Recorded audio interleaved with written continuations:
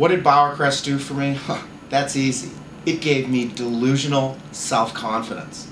I mean, let's think about it. If you go to a camp like Bowercrest, where there's only Jewish people, if you're even a mediocre athlete, at Bowercrest, you're going to be a superstar. I mean, let's look at a guy like, for example, Matty Hockman. Matty can barely walk and chew gum at the same time. Nevertheless, at Bowercrest, he's one of the best third basemen who ever went to the camp. I'll take another example. Barry Rodenstein, my brother-in-law, the Rodens. Barry is probably 4'3". Nevertheless, he had 31 points as a senior in Senior A basketball.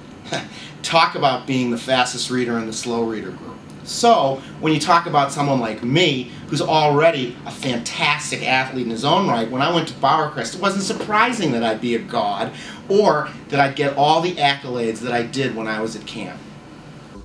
A copy of the mortgagee clause and so forth. And oh my God, I completely forgot you guys are coming. I'm sorry, I gotta go, I'll call you back. I'm so sorry, let me change it to something way more professional than this.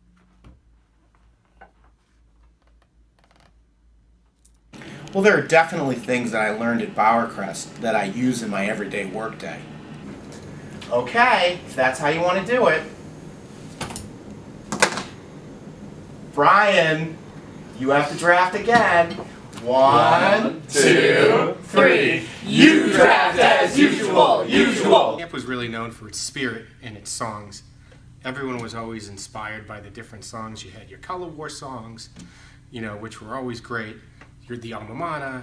Of course, I think I was always just inspired by taps.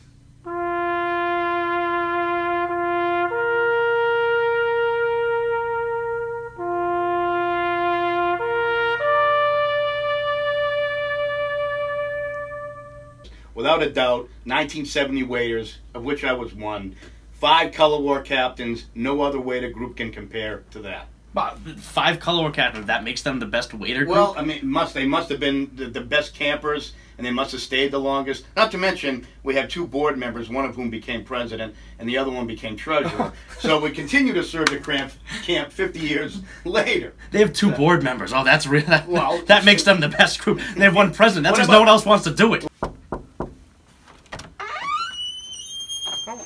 Hi guys, what are you doing here? I didn't know you were coming. I'm a little embarrassed at the moment. I was just polishing my camp cups. I'll see you guys tomorrow morning. Can't wait. You know, the usual. I was gonna say, oh yeah, thank you. All right, gotta go. Sorry, Andy man, go every morning. It's only like an hour and a half each way. When we were juniors and seniors at camp, we used to have socials with Pembroke and Telnoa. And at the end of every social, they would serve us Hermits and chocolate milk. And I could see it. The girls were completely intoxicated by the Hermits and chocolate milk. So I knew that this would have a major impact on my social life moving forward. And whenever things were going well with a girl, I'd bring her back to my dorm room or my apartment, and I'd serve them Hermits and chocolate milk. Realistically, I did not have that much success until Ross Weissman introduced me to his sister Claudia, and I took her on a date. The date was going great, so it was time to bring her back to the apartment for Hermits and chocolate milk. I knew when she took a bite of her 4th Hermit that I was golden. I remember it like it was yesterday. She yelled across the apartment to me, "Hey Rodent, these Hermits are great. You got any more chocolate milk?" I knew at that moment we would marry. Captain Luch, a package came for you. Oh, you don't have to call me Captain. You told me always to call you Captain. Captain Luch, he's a great boss. He's taught me a lot about sales and business. In Euro defense. A lot about Euro defense. And at Bowercrest, I really did become one with my Judaism. And I really try to pass that on to folks who I encounter every day. Abba, Ima. Ima, Abba. Ima, Abba. Abba, Ima. Pepsi Cola. Hits the spot. 12 full ounces. That's a lot. Davi, Israel. I did not always know that I want to be a rabbi, although if I look back for hints in my journey, I'd have to say one of them would be going to the Jewish Arts Festival under the tutelage of Jeff Miller in 1988. We did, I think, everything possible on that trip other than actually contribute positively to the Jewish Arts Festival. And in fact, I think that was the year that Camp Bowercrest was banned for the next 5 or 10 years. Lips came to me, he was a CIT, and said, will you be the head of arts and crafts? And I said, Lips, I've never ever been in the building. So he said, I'll pay you $300 extra. And I said, I'll take it, but I don't even know how to do GIMP. I think it may have officially changed to CI, but we were still EEs and KBs, and I think actually this was the summer after which camp decided that it was not only no longer appropriate to have this program, but maybe even illegal. As seniors, we were starving like every teenage boy, and we broke into the mess hall. And we got caught. Stoney absolutely caught us red-handed breaking into the mess hall. Well, the next day camp burned down, so we didn't get in any trouble. So many great memories at Camp Bowercrest to prepare me for what it's like to be reporting here at Gillette Stadium on the Patriots, who are winning Super Bowls at the clip of the blue team, the way they were winning the Color War competition back in the 70s and 80s before the white team finally snapped the streak. You know, we can talk about calling games at the Joseph Bloomfield Memorial Rec Hall. How about the Bowercrest banner, WBRN? Those are all well and good, but I want to talk about one life lesson that I learned at Camp Bowercrest that prepared me for the bigger picture, and it was delivered by my friend and yours, Ira. You know, we all have been in that kitchen, and we know that what happens in that kitchen stays in that kitchen.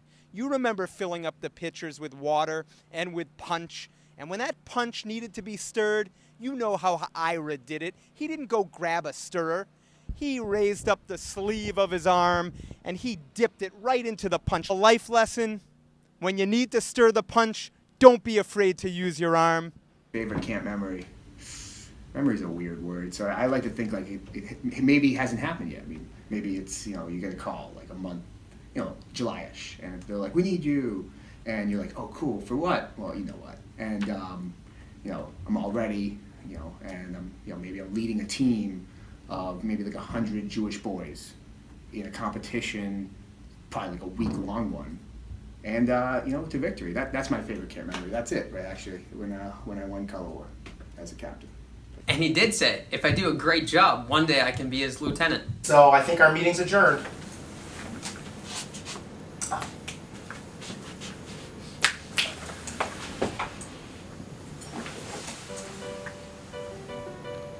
I don't know, she said it was too long. She said I couldn't be in it. What's one thing I took away from Camp Bowercrest? Let me think about that.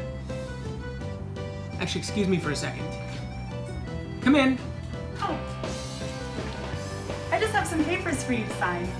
I mean, I played a Euro goalie. I was really good at it. You should see me. Ricky, that throw sucked! Ed Bunk, I'm sorry, smaller insurance. Yep. Turn. Upset? Why would we be upset? My wife and my kids are at camp. I got nothing to do. Anyone want to come over and hang out? Yes, yeah. But I mean, am I doing this because I'm president? Is that you are the president. Yes, okay. you are the president. No, I mean, that's the reason you came here. I mean, as opposed to... Well, we didn't come for your comedy routine. Can I be in this video or not?